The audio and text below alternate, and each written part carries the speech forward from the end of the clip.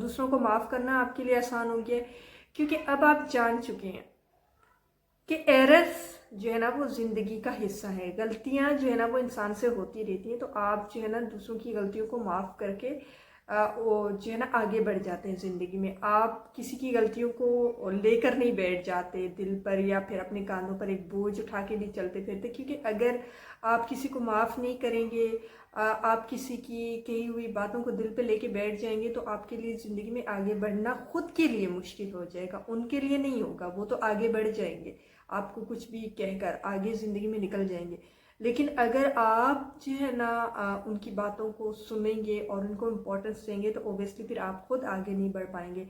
जब आप ये सीख लेंगे कि लोगों को माफ़ कैसे करना है और ज़िंदगी में आगे बढ़ना है, तो इट्स मीन आप जो है ना नफसियाती तौर पर अपग्रेड हो चुके हैं, यानी कि आपकी हेल्थ इम्प्रूव हो चुकी है।